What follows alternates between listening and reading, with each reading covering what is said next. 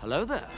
This is where the fun begins. The Book of Boba Fett episode 5 is here, titled Return of the Mandalorian, and it is indeed Return of the Mandalorian. And in today's video, of course, we're going to be breaking it all down here, so without further ado, we're going to hop right on into it. I'm going to try to contain myself best I can and leave all of my thoughts and opinions, and most importantly, theories and speculations towards the end of the video for episode 6 and for episode 7, and really the overall future of this overall show, if there's yet to be a season 2, and really the overall Mandalorian universe. So without further ado, let's hop right on into it. The entirety of episode 5 of the Book of Boba Fett circled around the Mandalorian and the character of Din Djarin with his return to the Star Wars universe, last seen in The Mandalorian Season 2 in 2020. It's been a little over a year now at this point since we've last seen everybody's favorite Mandalorian out there, and he is now returning here to the Star Wars franchise, now in the Book of Boba Fett, pretty much just stealing the show straight up. And despite the show actually being called the Book of Boba Fett didn't show up at all anywhere in today's episode. It's definitely a risky thing, I feel like, for Disney to do, but it's also a very unique thing and something we've never really seen, not only in the Star Wars universe and Star Wars franchise, but in a whole. It's like having a Harry Potter movie without having Harry Potter. It just feels weird. And as I had mentioned, I'm going to try to retain all of my excitement and all of my personal thoughts and opinions towards the end of the video. Let's get into the actual breakdown part of it here. Today's episode, episode 5, Return of the Mandalorian, the Book of Boba Fett, is directed by Bryce Dallas Howard, and yes, you guessed it, this is the daughter of Ron Howard, the director of Solo, A Star Wars Story. Bryce Dallas Howard has actually directed previous Mandalorian episodes before in the past: Mandalorian Season 2, Episode 3, the one where they brought in Bo-Katan and the Night Owls, and she also directed Season 1, Episode 4, with the introduction of Cara Dune and her character in her first appearance within the Mandalorian universe. Yet to see where that really is going to go, and yes, I'm going to hold that towards the end of the video. Episode 4, the previous episode of the Book of Boba Fett, at the ending had clearly teased that we're going to have the Mandalorian or Din Djarin return here for the Book of Boba Fett, just not knowing completely how, and in this case he completely stole the show. Of course, in a good way, don't get me wrong, as we did hear his little tune, his little theme there at the end of episode 4.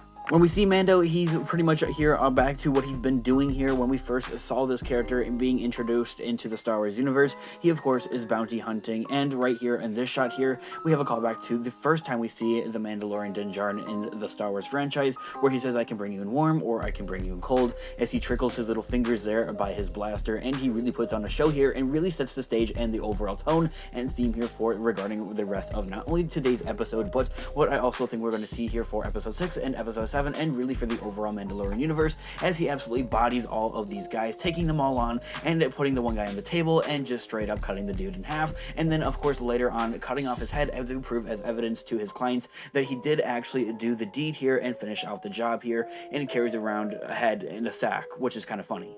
I personally think it goes without a doubt that it needs to be addressed on how we are going to be seeing this character be betrayed at this point in time in the quote-unquote Mandalorian Season 2.5 with the Book of Boba Fett. Would he be using the Darksaber? Would he be taking on that honor? And where would he be at this point in time? And really, to clear things up, he's pretty much just back to stage 1, being a bounty hunter, except this time is using the Darksaber like a total badass. And of course, after completely obliterating all of these guys, he walks out of the little office here, looks at all the different workers and say, "The money's not mine, you guys can go and have it." It's definitely a kind and Mandalorian good guy type of thing to do, and reminds me a lot of Robin Hood in that fairy tale. Something I just need to mention is this ongoing running shot here from him walking out of this particular building, walking onto an elevator and walking back over to his clients, talking to his clients, and then walking away is all one running shot, which I absolutely love. It's going for like a solid 3 to 5 minutes straight, and it's absolutely amazing, and that goes for the entirety of all the cinematography throughout the entirety of the episode. Absolutely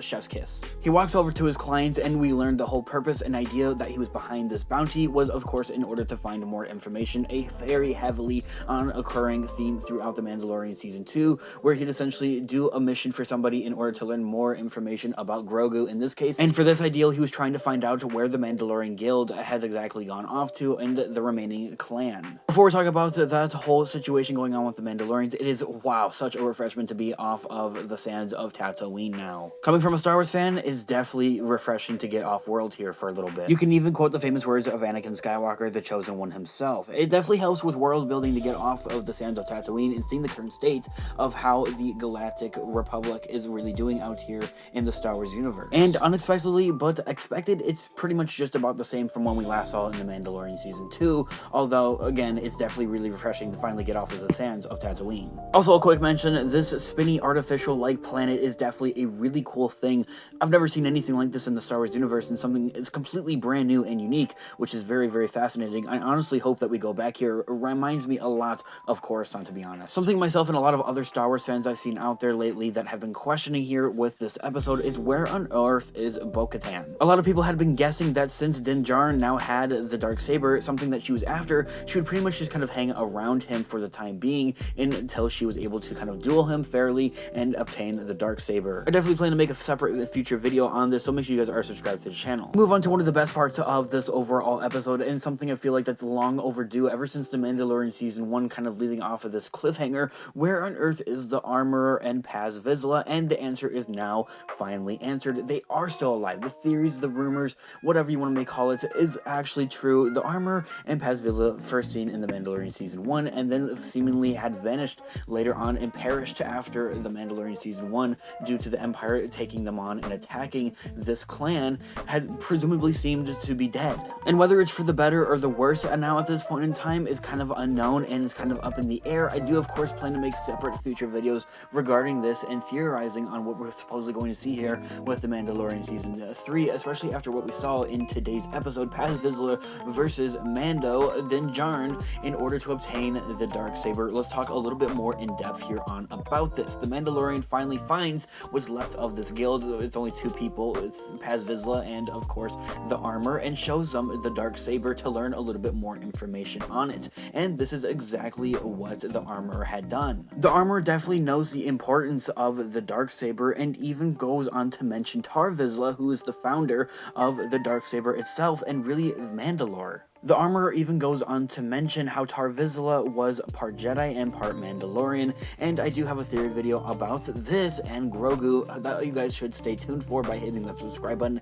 and the notification bell. And on top of all that different types of craziness, we have official confirmation that Paz Vizsla is a direct descendant of Tar Vizsla, is now officially confirmed. I had never really personally spoken about it here on our Instagram or over on our YouTube here, of course, but it is now confirmed that Paz Vizsla is directly related to Tar Vizsla, the creator of Mandalore, the creator of the Darksaber, and what the Mandalorians exactly are today. And so because of this, I feel that Paz Vizsla almost feels entitled that he deserves the Darksaber, and he challenges the Mandalorian to a duel. As we have rightfully seen throughout the history of the Star Wars franchise, the only way to obtain the Darksaber is through winning it in combat and within a duel, and that is exactly what they do. However, before we do that, we get to learn even more about flashbacks towards Mandalore and its history regarding the Armor. First, we have the Mandalorian pull out his Beskar spear. He obtains this from the Mandalorian Season 2 from Ahsoka Tano, and from that we have the destruction flashbacks here of what once was Mandalore. Now this is very important, and furthermore honestly very special. This is the first time seeing Mandalore in live action and really how it was destroyed. And the quote that we had seen in The Mandalorian Season 2, the Empire turned that place to glass. While she's explaining all of this, the Mandalorian offers up this Beskar spear because it's not necessarily good to keep a Beskar spear whatsoever, because this can penetrate the armor, and they believe as Mandalorians that Beskar should only be used to craft armor. On top of it, something that's very heartwarming and very special is that the Mandalorian wants to turn and weld this Beskar into something of a piece of armor, or even for a lightsaber hilt for Grogu, Baby Yoda, the one and only favorite green little guy out there in the Star Wars universe that everybody loves. Now, as I was talking about and as I had mentioned, the Armor goes on to give us even flashbacks and our first live action appearance of Mandalore and what exactly went on here. She describes it as the Great Purge. Now, this isn't necessarily Order 66, but this is a different war that was taking place after the events of Revenge of the Sith, and kind of between that time period where we have the Empire versus the Mandalorians on Mandalore. And as you guys can tell from these different flashbacks, Mandalore was completely destroyed and completely blown away by a humongous fleet of TIE bombers. It'll be very interesting to see what Mandalore looks looks like now at this point in time, after all this different destruction, has it been rebuilt of somewhat of an extent? The question remains. Something else we see in these flashbacks is the use of the Empire's KX series droids, and yes, this is the same exact type of model droid that we see in Rogue One with K2SO. The armorer knows all types of interesting and juicy facts and information to Mandalore and the overall history of Mandalore.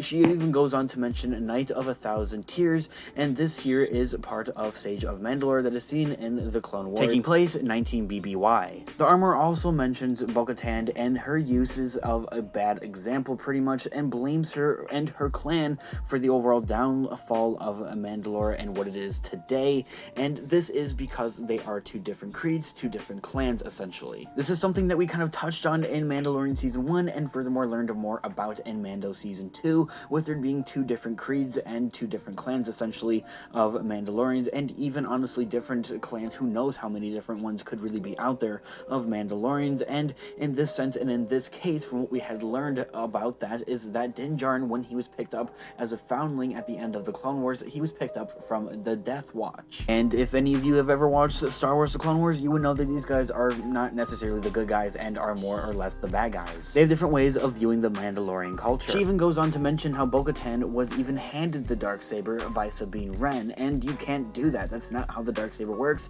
and of course, as we know, it needs to be won in combat. And furthermore, this could be some subtle bits of a little bit of a connection here for what we're going to be seeing here in the future of the Mandalorian universe, with Sabine Wren coming in to play here with the live action and in the Ahsoka Tano series. Yet to come on that. However, while we have Sabine Wren on the topic here, it's something that we hear that the Mandalorian kind of complains about is the way of how heavy the Darksaber really is, and there is an overall explanation to this, and this is something I'd love to go more in depth into a separate in a future video, but to essentially summarize it here for you guys, this is something that Sabine Wren complains about in her usage of the Darksaber in Star Wars Rebels, and Kanan Jarrus is able to explain to her is that the reason the Darksaber is heavy is because the crystal that is inside of the Darksaber needs to essentially attune itself and connect itself to its user, and it takes time. However, oddly enough, the armor has a different explanation towards this, and this is because Din is essentially fighting against the blade itself and not his opponent. It doesn't really elaborate and doesn't make a whole lot of sense to me, but maybe in the spiritual level that at least is in the Star Wars universe, maybe force welding or something like that.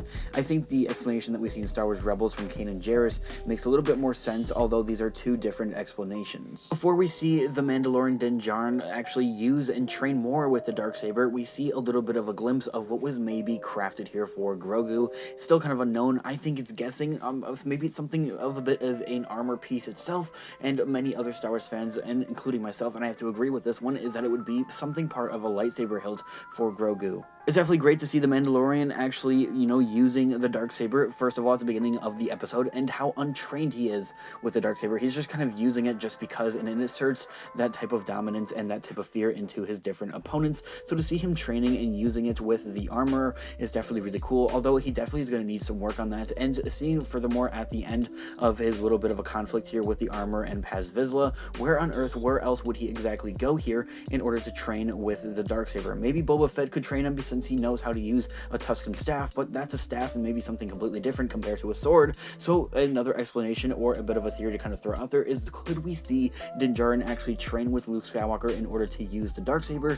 I think would be another explanation that would be really, really cool. Or he could even go and find Ahsoka Tano. I bet you that Bo-Katan could also use the Darksaber fairly well and maybe even be able to train him, and maybe even Sabine Wren for when she shows up in the Ahsoka Tano series at some point in time. Something I'm probably going to dive a little more deeper into a separate video.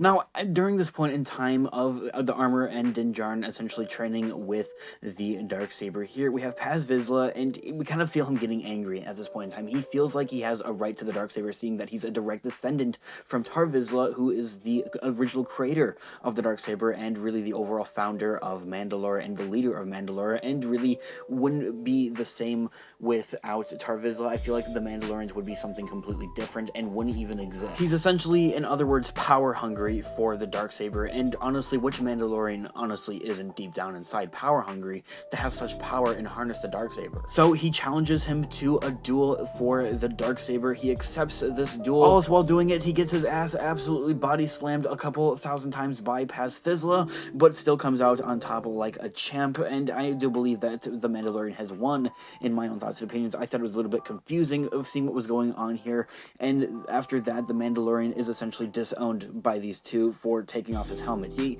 tells the truth, at least, and I kind of wanted him to lie because I wanted these two characters to kind of stick around, but they essentially disown him because it's not part of their creed to take off the helmet. So he's essentially, I'm guessing, going to go crawling back over to Bo-Katan and Boba Fett, as we do see later on at the end of the episode, or vice versa with Boba Fett and those thoughts and opinions. So Darksaber in hand and walks off. It pretty much says, screw you guys, I don't really need you, to be completely honest, and goes on. And just like many of us were saying after the end of The Mandalorian Season 1, ongoing with Season 2 here, many of us were saying and holding on to the armor and Paz Vizsla with their characters, saying that we aren't done with these characters just yet. There's more to them, and I am holding on to that. I believe that there's more to these two characters here in particular, and more specifically, I'm definitely planning to go off into a separate video later on this week on regarding these two characters and how we could exactly see them be portrayed here with The Mandalorian Season 3, but essentially a little bit of a foreshadowing for that is it would essentially be like James Franco's character, the Green Goblin, in this sense, from Spider-Man, the original Spider-Man films, that is, with Tobey Maguire, and how he was kind of just like a lingering villain there in the background, wasn't necessarily doing too much bad, but not doing too much good at the same time, and then at some point in time, hopefully, they would have some type of tussle, and then kind of join forces once again for the greater good. Something else I definitely feel like that's worth mentioning before we move on from these two characters is that Paz Vizsla is actually portrayed by nonetheless the one and only, the show's writer and director for many of the episodes, Jon Favreau. At least that is the case for Season 1. I'm not completely sure about Season 2, but it very well could be. Now, I know we spent like the longest time talking about the armor and Paz Vizsla and what's going on with all these characters, but now it's time to continue on the journey of what we thought was supposed to be the book of Boba Fett, but really the book of the Mandalorian, Din Djarin, and no complaints on that end. We see Din Djarin fly and go and travel over to Mos Eisley over on Tatooine. That is pretty self-explanatory on how it's going to set up for him meeting up with Fennec and Boba Fett, something we see at the end of the overall episode. But before we talk about that, for one thing, we see that he has to turn up his weapons, and we have a repeated line that he has said before: I'm a Mandalorian, weapons are part of my religion. We also get a semi-emotional type of reflective scene here from Din Djarin himself. It's honestly hard to kind of get that type of emotion out, especially out of somebody that's covered in a body of armor and always has a helmet on. It's kind of difficult to have that type of human interaction and human type of emotional and connection there, but we definitely are seeing that he's missing his little green friend, Grogu. He's holding up the little gift that he's made him for when he goes to see him, and that's something that a lot of Star Wars fans out there are speculating that we would see here for the upcoming Episode 6, maybe even Episode 7, and with furthermore going to be setting up for what we're going to see here in Mando Season 3.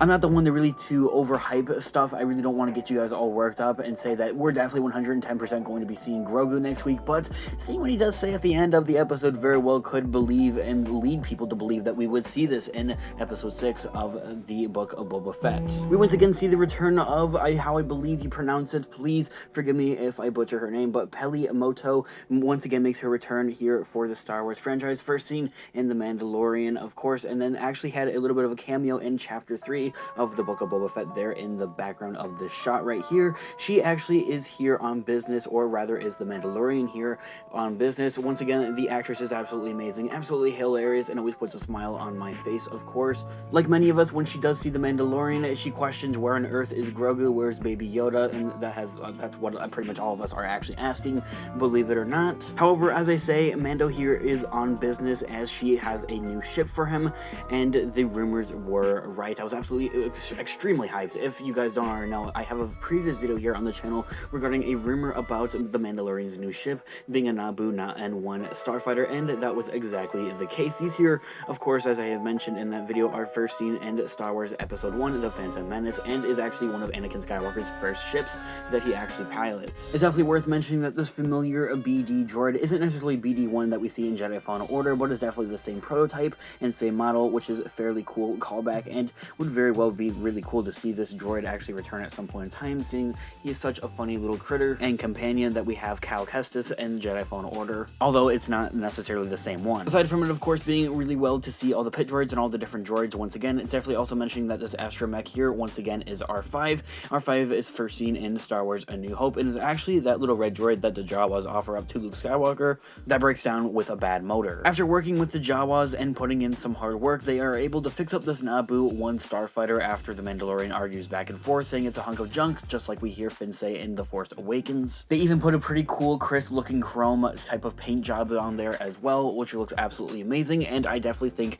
it's going to be a pretty sweet ride for the Mandalorian, especially in his upcoming episodes here for the Book of Boba Fett and also in the Mandalorian Season 3, unless of course he definitely will hopefully at some point in time go over and switch back to having a larger type of cruiser ship like we would see with the Razor Crest. I absolutely love the sound of this thing. It is really loud and it is really cool. Cannot wait to see this thing in action for sure in the season finale and maybe even episode 6 of the Book of Boba Fett. It's also definitely worth noting that when the Mandalorian is flying this bad boy around Tatooine here, we see him go off course here, and he actually goes to where we see in the Phantom Menace episode 1, where the pod racing is actually taking place. This here is called Abuna Eve, and we also see Beggar's Canyon. Mando's having an absolute blast, of course, flying this bad boy around here, of course, until he gets too close to one of the cruisers in space here and gets pulled over by the New Republic X-Wing ships for going a little too fast. First of all, we see the return of Carson Toover. That there is one of the pilots that was working with Dave Filoni's character. I think his name is something along the words of Wolf. Not completely sure off the top of my head. However, this first pilot here that we see looks awfully familiar is what I thought, and I actually did a little bit of research into this and looked into it. This here is the same actor that is essentially the body double that we see of Luke Skywalker in the Mandalorian Season 2 finale, except without all the CGI and all that, of course. Carson Toover actually recognizes Din Djarin's voice and just stops him to question him. Probably something, I'm guessing, regarding something along the lines of Cardoon or something like that. I am kind of hoping that we get some type of explanation for what's going on with her character, seeing the following of the firing of Gina Carano and her character, as he had heavy ties with her character. We very well could see that point at some point, hopefully in this show, or maybe even for the Mandalorian Season 3, but I feel like the Disney and Lucasfilm just kind of want to get that out of the way and get it past themselves now at this point in time, so we very well could probably see that happen, of some type of an explanation here for the Book of Boba Fett and its upcoming episodes. Mando, of course, speeds off, takes off, and goes back to return because they're giving him so much trouble, and as he returns, he has a visitor here waiting for him, and it's the one and only Fennec Shand.